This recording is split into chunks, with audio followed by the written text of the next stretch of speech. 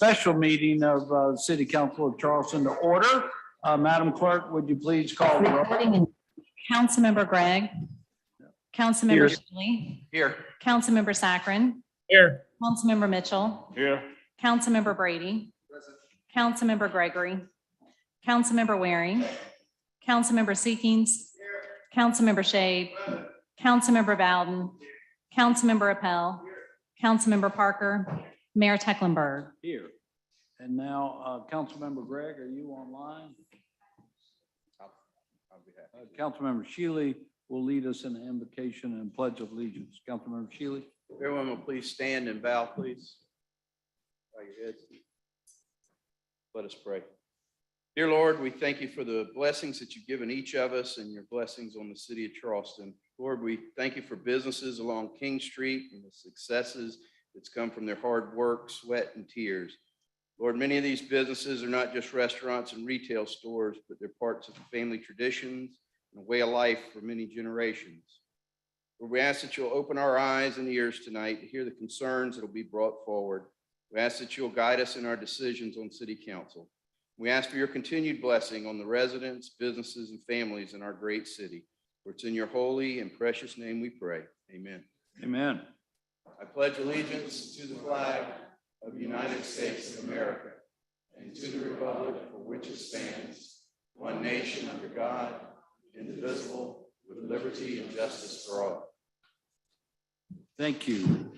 So we're going to have a truncated version of a presentation from city staff. Of course, the purpose of our meeting tonight is regarding the King Street Business Improvement District and an opportunity for those who would have an objection or a support of the Business Improvement District to be able to make comments and present themselves. But first, we want to have a very brief presentation by Mr. Summerfield, our planning director. Robert. Thank you, Mr. Mayor. Good evening, Mayor, members of council, members of the public. So I'm going to very quickly just do a little bit of table setting here before we hear from the public that have come out this evening to participate in this hearing of objections. So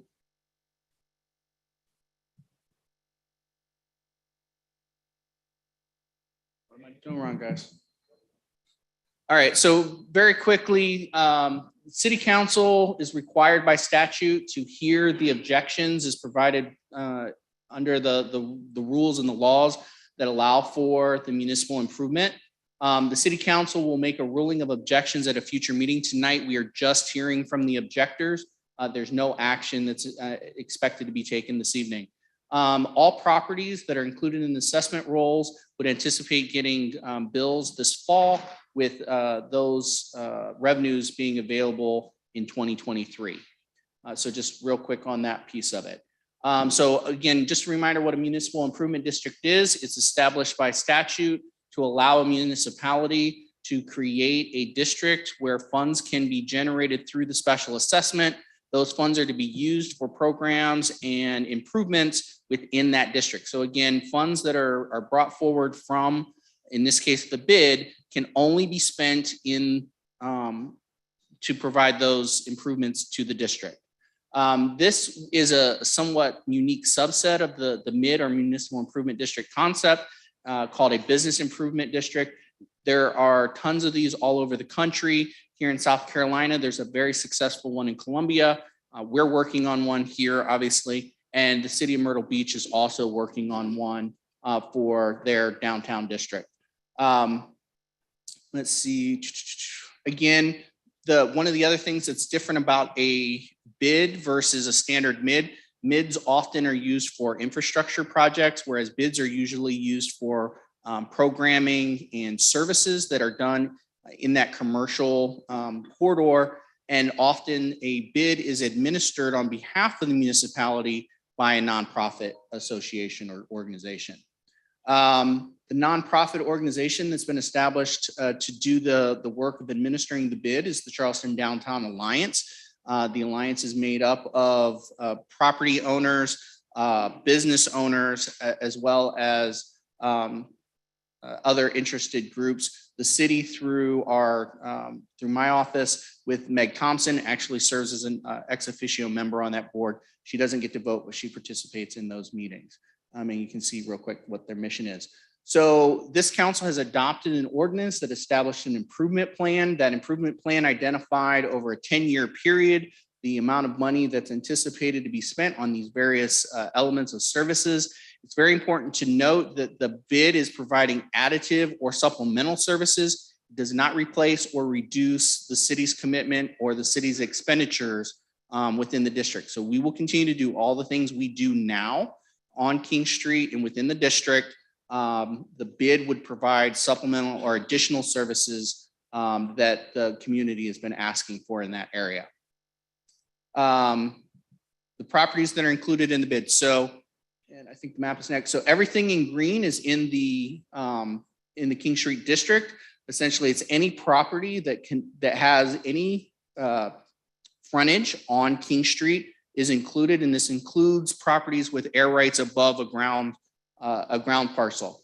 To be very clear, we call it the King Street bid, but it encompasses properties that go along side streets and what have you. So everything in the green is a part of the district and will see service delivery from the business improvement district. So even if you have the majority of your frontage off of King Street, you will still see the same services that are delivered on that side portion of a street as what will be delivered on King Street. So it's important to note that. I don't think we've expressed that enough, that is an important component of the bid.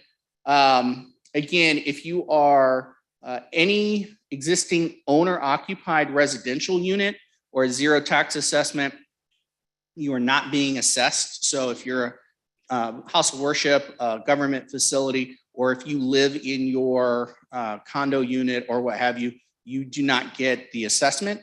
Only non-owner occupied residential and commercial properties see the assessment. And the borders are again between Line and Broad Street. The billing is, I don't know what that is, whatever, you can see it. I don't know what tenths that is, hundredths or whatever. But essentially it's based on the assessed property value. So it's not your market rate value, it's the assessed value as calculated by the county. The calculation is then done, a very basic example. So for instance, if your assessed value is $1,000, then what you would pay annually is $11.30 for your bid fee. If there's no adjustment in that taxable value over the course of the 10 years of the bid, you will have paid $113 towards the bid programming for the King Street bid. Again, yes, there you go. Thank you. Project history. This is not something new. This has been something that the city has talked about, to some degree worked on since the 1970s. It's been called for through basically every plan that's involved downtown for the last 40 some years. And so we're finally heading to a place where there's been enough of a push. And to be clear, the push came from the private sector. This was not the city going out and drumming up this idea. This was the private sector who came to the city saying, hey, we're ready. We want to do this and do this now because we think the time is right. So the current effort. So we began this process with a, what is it called? A TAP, Technical Assistance Program that was done with ULI and with the College of Charleston. Through that process, we got a lot of information. Officially, we began this process with a memo of understanding with the CDA to do the outreach because it was very clear that the council wanted to see a demonstration of property owner support for this initiative before council wanted to take up the ordinance. So we worked through all these various processes. Again, council has already adopted the ordinance. The business improvement district is created. It exists in the ordinance. This is, at this point, we're in the statutory process to deal with the hearing of objections. Parallel to that, we are also working on the memo of understanding with the CDA for the,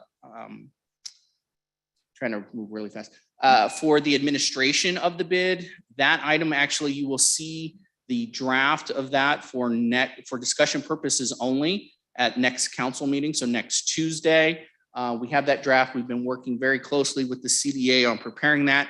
It's important to note that draft is the result of what we heard throughout the bid ordinance adoption process. So we've included within that memo of understanding requirements for board membership that's more diverse than what the board is currently made up of. Transparency, we heard transparency. The CDA wants to be and plans to be transparent. The MOU spells out very clear language on how that transparency will work and be reported back to this body in public setting so that everybody knows how money is being spent, when it's being spent, and what have you. So I just want to put that out there and make sure that that's very clear. We heard what council members said during discussion. We heard what the community said, and we've integrated that into the memo of understanding. Next step. So again, today we're to hear if objectors have a concern or an issue with, they believe that the calculation was in error, or if they believe that they've been included in the district by error. Again, meaning that they don't qualify for inclusion in the district because they're a 4% property owner or something like that.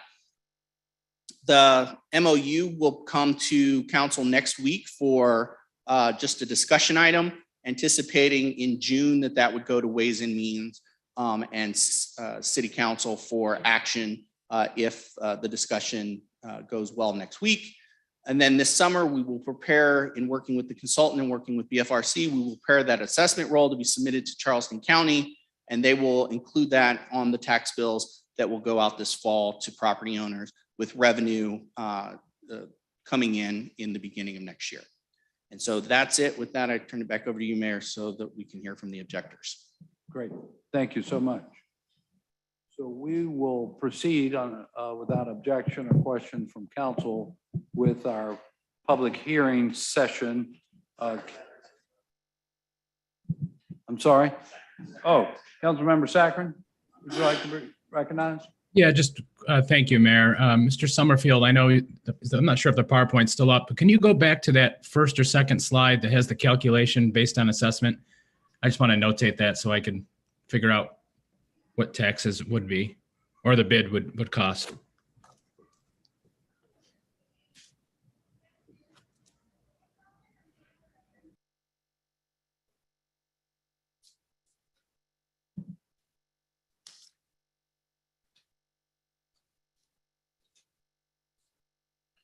So basically, it's $11 per every $1,000 of assessed value, $11.30. Or as Councilman Seeking said, it's 1.13% of your assessed value. Again, that's assessed value, which the county does their own calculation to determine assessed value, which is markedly less and different than what market value might be for a property. Thank you. All right. Any other And questions or as comments our from council? Bond attorney has just reminded me, it's also multiplied against, I'm sorry, Jeremy. Maybe we'll have council Jeremy Cook further explain. So it is the assessed value, but it's the assessed value multiplied by your assessment rate. So if you think about a piece of property that Charleston County says on your tax bill is worth $100,000, but it's a 6% property, this is applied against $6,000, not $100,000. Right. So it's not just the assessed rate, but it's the assessed rate multiplied by the 6%, assuming that's what the property is. So yeah. It's far less than what Charleston County says the assessed value is. Thank you. All right. Councilman, did that answer your question? Yes, sir. Thank you. Any other questions or comments from council before we proceed? I would like to repeat that the purpose is to hear objections from property owners and based on those requirements or beliefs that you have an error in the calculation or an error just to be included in the district. We will take public comments for those who are supportive of the district or who have just other comments to make about the central business district. But I would like to make sure that we hear first from those who are here specifically to object. So if you would come forward to the microphone, anyone who would like to object that their property be included in the central business district, please come forward. Mr. Mayor. That's my understanding of what we can consider. Isn't that correct, Mr. Cook? Please come forward to the microphone, Ms. Brenner, and introduce yourself.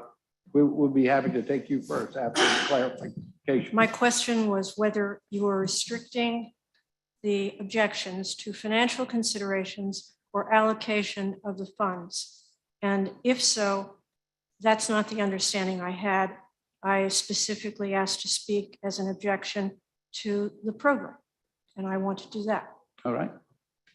So I think we'll accept your comment for And any reason. I'm very happy to accede to those who might have financial issues first, because, or placement as to the applicability of the program, but Well, I would let's- like to speak Let's to the please program. proceed. If you state your name and address and then state your objection, we'll be happy to Okay. hear from you. Mr. Thank you. Mayor, Mr. Let's Mayor, have a 2-minute time limit if we will, just so we'll have time to hear from everyone. Okay, thank you. Yes, ma'am. My name is Sue Prenner. I'm one of the owners of 149 King Street. That is the location of the Ben Silver Corporation. We've been there for over 40 years. A little closer to the mic, if you would. Okay, can you Thank hear me? Yes, better. Okay. Thank you. We have 149 King Street as our location. And Bob and I, my husband and I, owned that building. Our objection is to the program, not to the monies. Our objection is not to the allocation of, or the determination as to what money should be allocated. For our building, it's approximately $1,500. And that is not the issue that we're bringing to your attention. First of all, I would like to say that we don't believe that non-governmental agencies should do functions that are allocated through taxpayer funds to the city. There are exceptions to that. We think they should be infrastructure exceptions. In 2009, we very happily committed to the funds that were used for the BID to renovate and restore and handle the infrastructure of King Street. That was a very successful endeavor, and it made a great difference in the success of the street after the recession. All of the literature that has been involved in this has suggested that the purpose of this BID is for security, cleanliness, and maintenance. Those are functions that we think are appropriately handled by the government and not by additional funds coming from taxpayers. I think that we should, in discussion of this, be willing to look at city budgets as they're allocated for these purposes. Perhaps some allocation has to be changed in order to satisfy those people who think that they aren't getting sufficient services in that regard. time.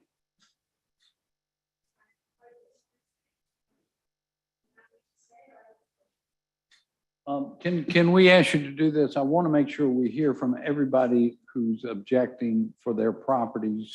And then could we come back to you to hear the rest of your Sure. comments? That's fine. Yes, ma'am. And Mr. Mayor, we actually do have a sign-up sheet. We had 8 other people signed up to speak, if you'd like for me to call their names. Oh, great. Yes, I'm sorry. I did not. But if they're not coming forward to object, I'd like to hear from the objector.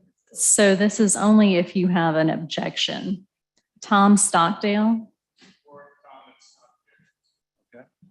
Harris Cohen. Yes, Harris Cohen. I own 370 King Street. I object because we're already paying high taxes and we're not receiving adequate services. Hundreds of photos to back up everything that I'm going to say. Anybody wants to see them. There's graffiti everywhere downtown. 9 months on the side of my building, which faces an open parking lot, 5 feet by 3 feet, bright orange, not one single notice given by livability. It stayed up there.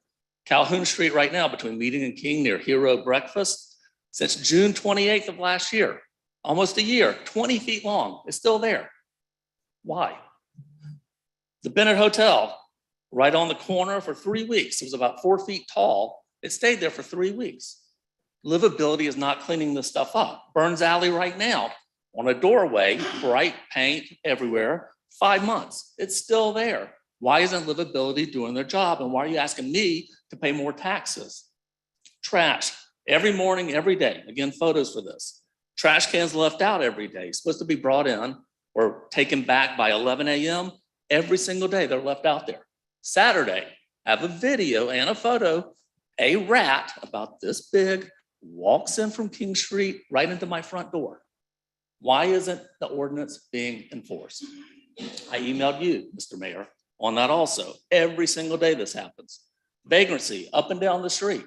I have to go and call the police all the time for the vagrancy. Why aren't the police seeing it themselves? Why do I have to spend time walking out of my store to look and see what's going on to call the police? I'll speed myself up. Bicycle riding up and down the sidewalks every single day. Lieutenant Byrne, head of Team 9. Sorry, it's not a priority of ours. That's dangerous. Breaking in. I had a burglary in my building on November 19th, 4:30 a.m. At 8 a.m., I showed up. I had to call the police, 3.5 hours. Not one policeman goes by, and I'm right on the street. $10,000 guitar. Time. Thank you, sir.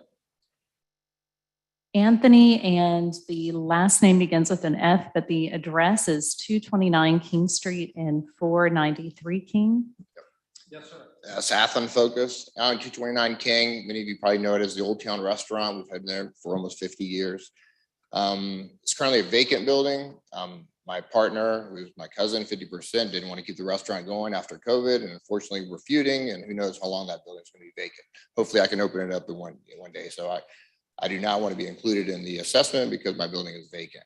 Also in 493 King on King Street, it's a second story unit. So I think that second story units aren't as valuable as first story units. A lot of second story units are just storage. So should we be paying the same assessment that the first storage units are?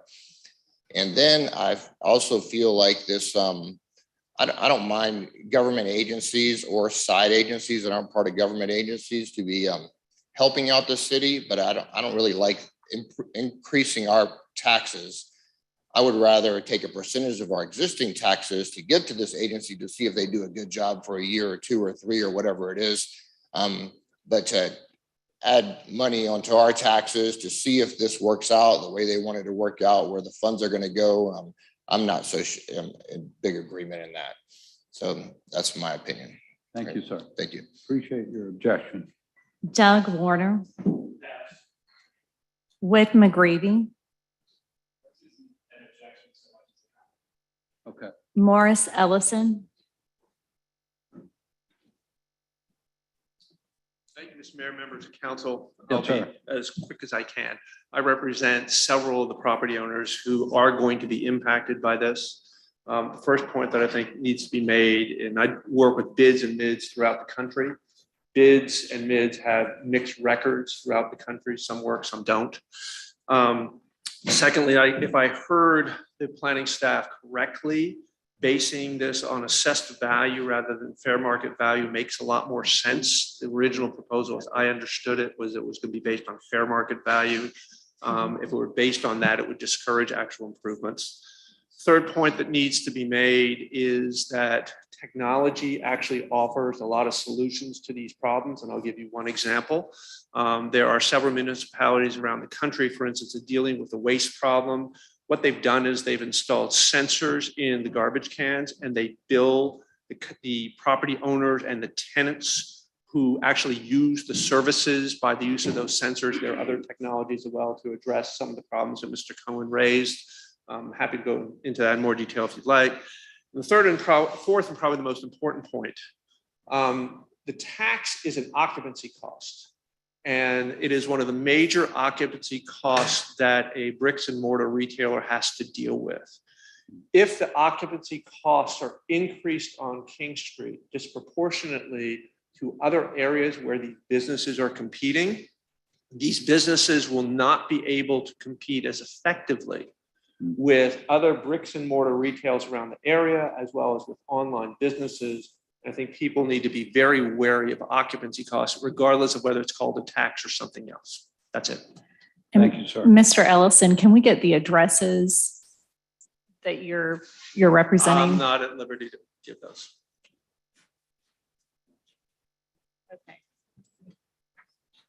And I think that was all that we had. We had two. Anyone else here to register an objection for their property?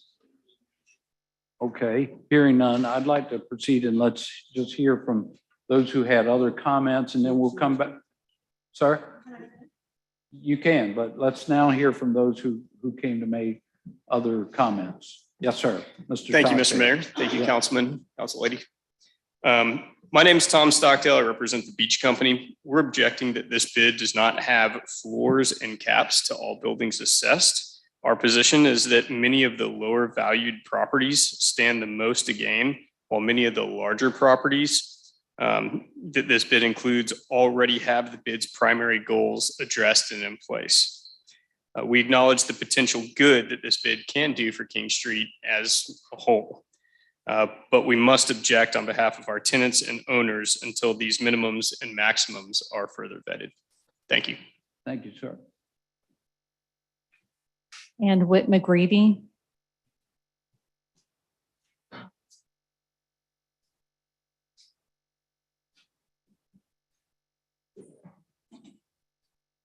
Mr. Mayor and members of council, my name is Whit McGreevy. I'm at Womble Bond Dickinson, and we represent the owners of the Warren Place property, which is at the northwest and southwest corners of King and Warren. And we're not here so much with an objection as we think this is a great initiative that we've been supportive of from the beginning. Rather, we're here because the assessment of our specific property is being unfairly applied as compared to the rest, the primary, the bulk of the properties that are included in the bid.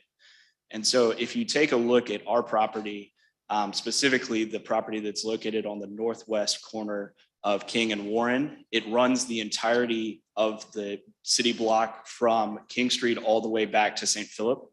And the majority of the properties that are located in the bid have frontage on King Street and then end about halfway through to the next city street. And so for this property specifically, we end up with a much larger portion of an assessment as it applies to our property than the majority of the properties that are included in the bid. And we would submit that our expectation when we were supportive of the bid was that the bid would be applied to frontage on King Street as opposed to the entirety of the parcel. So what we're really asking for, and we recognize that we're gonna have to come back to council with this request because this is not properly before you guys tonight, is to potentially subdivide our property so that only the property that is fronting on King Street will be subject to the bid as opposed to the entirety of the parcel. We'd submit that Charleston Place is a good example of how this should be applied.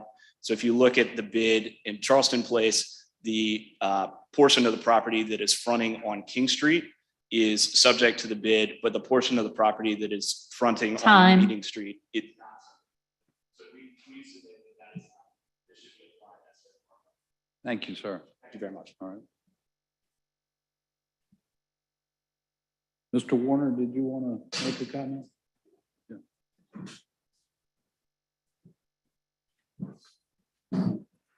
I'm Doug Warner, 371 King. I'm a owner of that facility and been working with both the CDA and the city to establish the bid.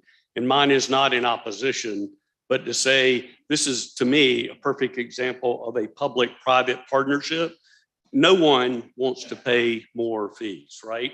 We can start there, but it's also nobody felt comfortable sitting back and letting King Street stay where it is. And so this is an effort from the public and private sector to come together and actually enhance that experience and to help, right, the city get to the point where when we walk down King Street, especially the comments that you documented and addressed are real concerns, right? We all see them. I know you all do too. And I know the challenges that the city is facing with, limited employees and resources and all of those things. So to me, as an owner, this is a prime example of what we'd be willing to support. So thank you. Thank you, sir. And those were all the speakers that we had. We did All right. Did receive. anyone else have an objection? Just want to make clear. So Ms. Brenner, you want to come back up and we'll allot you a couple extra minutes to make the rest of your points. Thank you so much Thank for you. your patience. I appreciate it. I just want to make sure everybody got heard. I do too. Yes, ma'am. Thank you. The article in the newspaper yesterday indicated that there were 467 properties that were solicited for their opinions, but that 101 of them expressed approval of this project and recognized that number as 55%. My math doesn't work that way. Obviously, there has been some selection in the way that people have been asked to participate and to offer their opinions. I think that it would be to the benefit of the street if people could vote as to their preference, as opposed to being occasionally asked how they might feel about this. I'm sure there are many people who do not have any sense that there's anything to be accomplished by a BID in this. So let me say this. There is, I know the gentleman who spoke before said there would be transparency, but there doesn't appear to be any sense of transparency. This is an extremely ambiguous and vague proposal. The idea that there is an ambassador who would be employed at $350,000 a year to survey the street or walk the street or encourage people on the street, this is terribly vague and ambiguous. The beautification for $225,000 a year, what does that entail? Who is going to select the things that need to be beautified? The destination management, why do we need that? We have lots of people on the street. The marketing and promotion, I don't know what I would do with more customers. And the overhead of $150,000 a year, that seems incredible. To whom does that go? Which goes to the point that the committee that exists at this point has a property owner in the form of one store. And everyone else who is on that committee is not a person who sells on the street or has an interest on the street. There is a real estate company, which obviously has different interests than we might have, for example. And there's no one of financial interest, and there's no one who is really representing the aesthetics of the street. I really do not understand what the purpose of this program is, and I don't think that has been explained in a way that would make me support it at all. Thank you. Thank you, ma'am. Mr. Cohen. Yes, I left off that I was broken into in November and at 4:30 in the morning, 3.5 hours, very visible. The glass was pushed in, visible from the street. Not one policeman went by or not one policeman noticed. 8 a.m., I had to call the police there. There's no reason for that. That's ridiculous. There's little presence on Team 9 in the daytime and the nighttime, and that's inexcusable. Other things, I had a hate crime against me, as many of y'all probably know, and your newly appointed judge suspended the sentence on the hate crime. He was rearrested right after that for trespassing and burglary. Again, inexcusable. The Rose kids, we haven't talked about that. They're just not in the marketplace. They're up and down King Street also. Nothing is done ahead of time. Why aren't we working with the clergy and other people to prevent things from happening rather than trying to do something after the fact? That's a big risk for tourists, for business owners in the market and on King Street. Something's going to happen. How about the homeless in Marion Square? I CC you, Mr. Mayor, all the time for pictures that I take in the morning. Not one time in probably 2 years have I seen one of the homeless outreach team members in Marion Square in the morning. I email them, here are the people, I email them. I've got free food, free bagels. All you gotta do is let me know, pick it up and distribute it. Your former head of the team, Chris Jordan, what did he reply to me? Why don't you go hand it out? I replied back to him, how about because I have to payroll to meet, I've got to run a business, I've got to pay property taxes, hospitality taxes, sales taxes. This is your job, not my job. Again, we have high vacancies, and the simple fact is people don't feel safe downtown. I was speaking to the former District 1 council person in my store.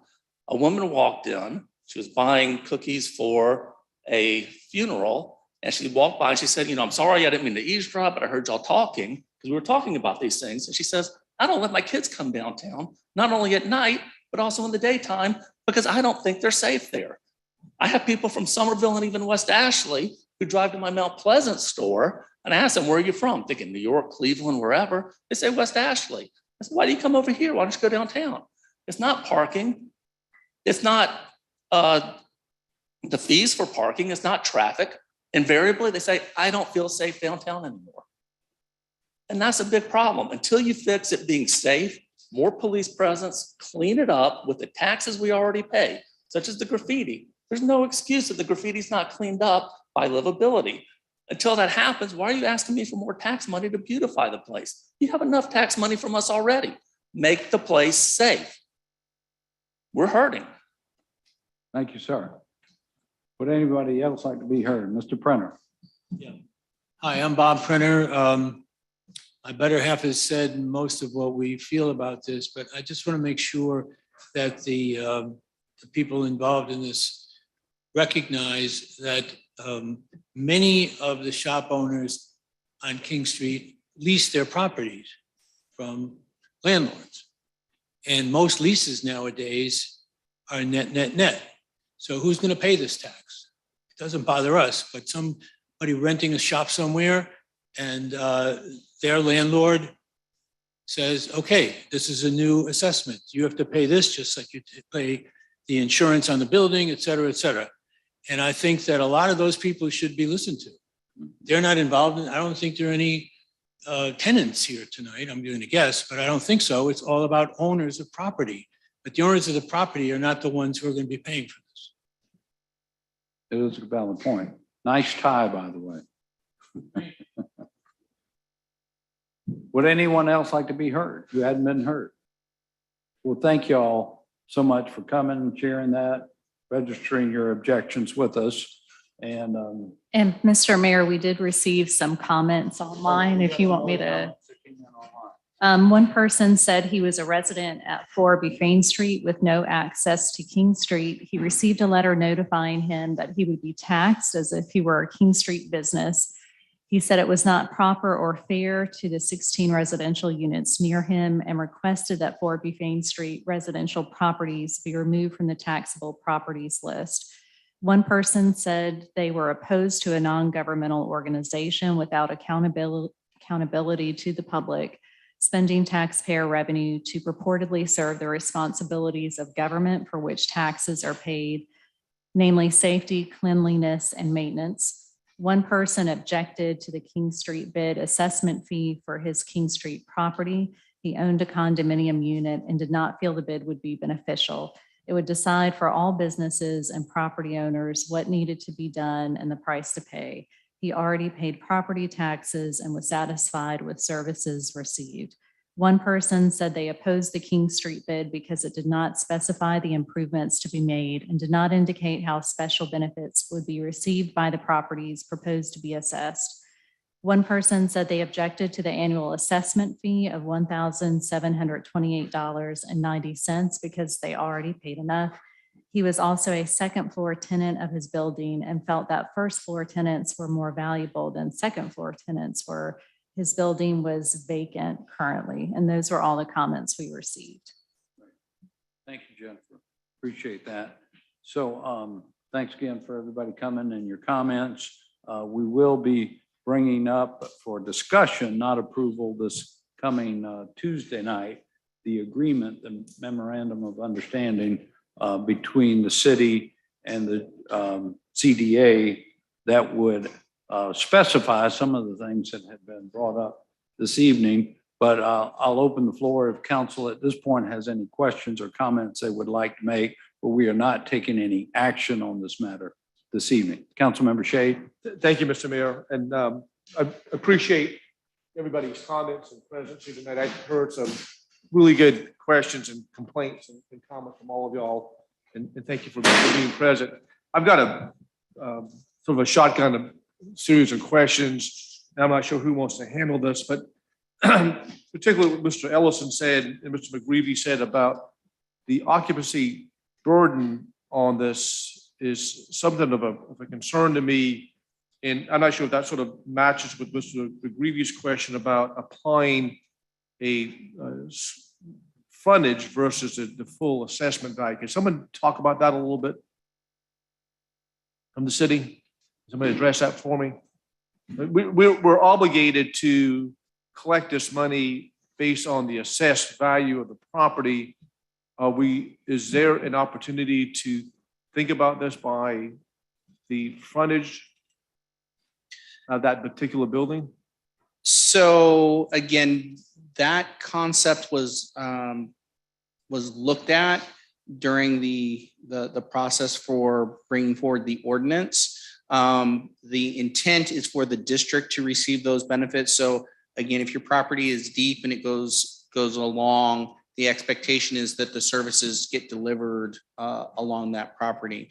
However, that's being said, one of the things that can be a part of, after hearing the objections tonight, going back and having some conversations, it is within the purview of the council to make some findings as to how to apply some of the elements that are in the ordinance. And so if that's a discussion topic that we want to have about creating some kind of limitation on the depth of a lot, that the math gets squirrely because the county doesn't differentiate the value of a lot based on, where that lot is in terms of relationship to a street frontage or not. So I'm not quite sure how that would work, but there is an opportunity to still have some discussion about that. So we have the flexibility to look at how we want to collect this money. We're not bound by the assessed value of the property. No, you are. The ordinance makes specification that the assessment is based on that assessed value calculation.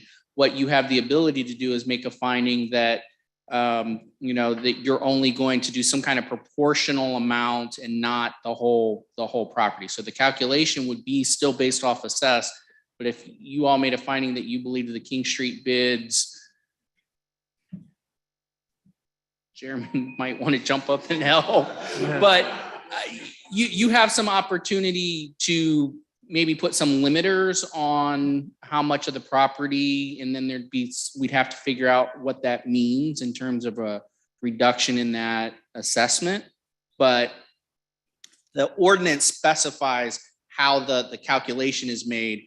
You could put some additional, make an additional finding if that is the pleasure of council, that might put some additional, limitation on that in terms of how much of the property you want to be considered or something to that effect. I don't know quite how that would work. Let me just sort of follow up before my colleagues jump into that, because I am familiar with 493 King Street, because that was my family's business for several years. So we own that property, and the second floor is not the same as the first floor on that property. So we can, to his point, we can take into account second floor, third floor. We're talking about total assessed value versus I guess another way of saying this is the value of the building and the value that the property owner is going to receive may vary from building to building, and may vary from the character of the building as well. I'm using 493 King because I'm intimately familiar with 493 King Street, but it seems that that's a valid question as well. So that could be part of our discussion on Tuesday into calculating the tax that we're receiving from that property owner. So Tuesday, we're just going to be talking about the agreement. The MOU. So we'll have another, probably in June, we could have a further discussion about. these Right. I would kinds of imagine we matters. would go into executive session, just like we did with the mid, to kind of Right. discuss some of that.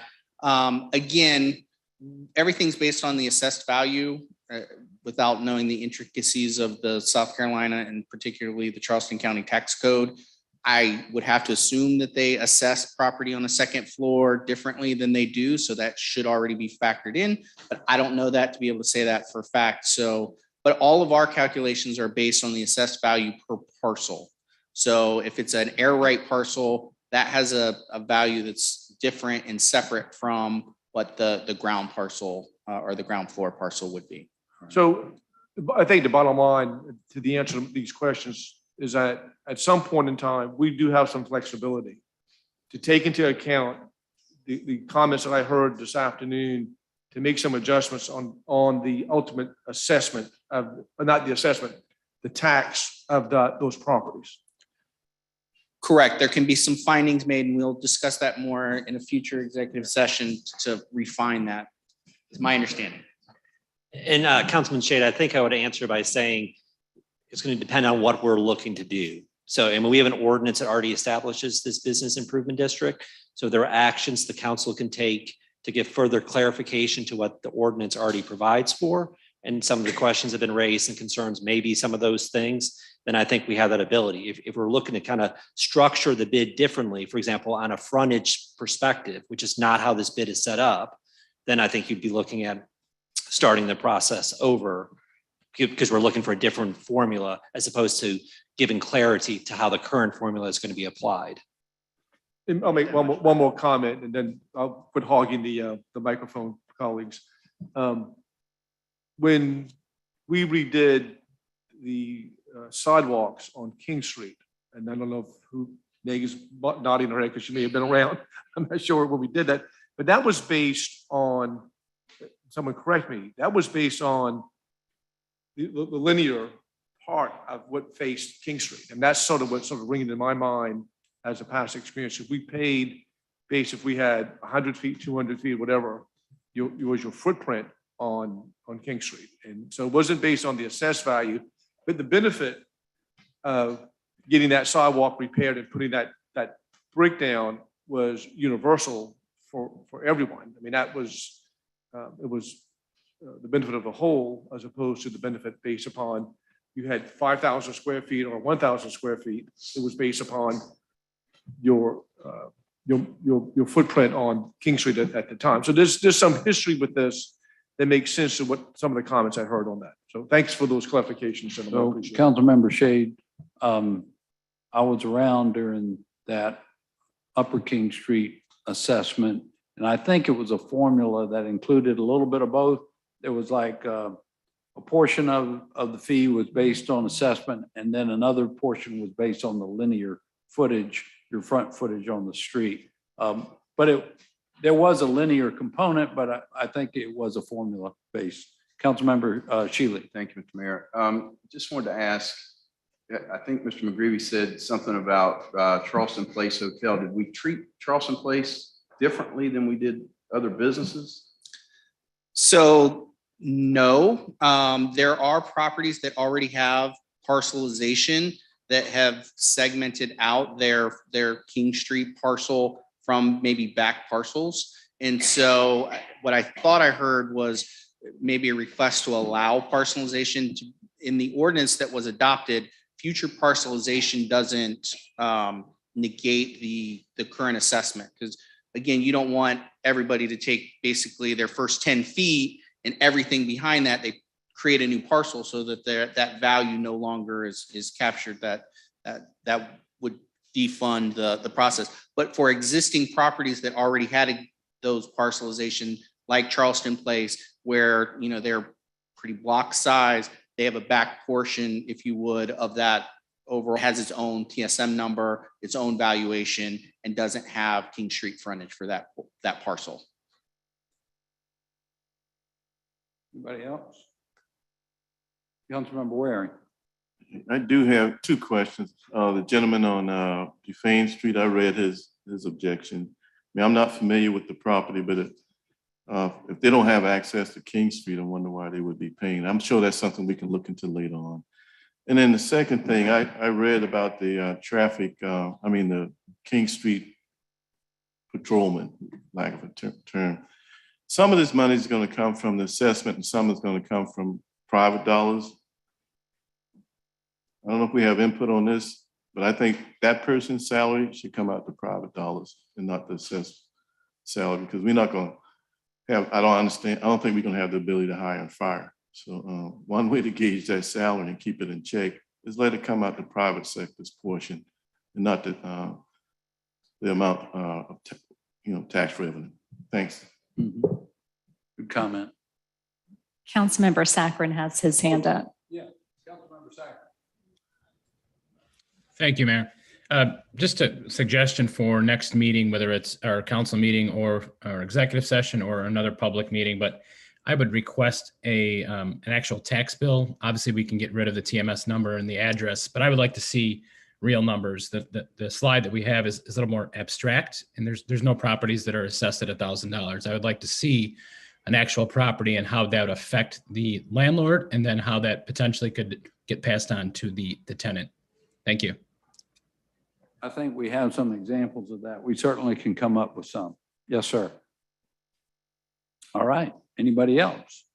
Any further business to come before us other than to announce that our next regular meeting will be next Tuesday at 5 o'clock, right?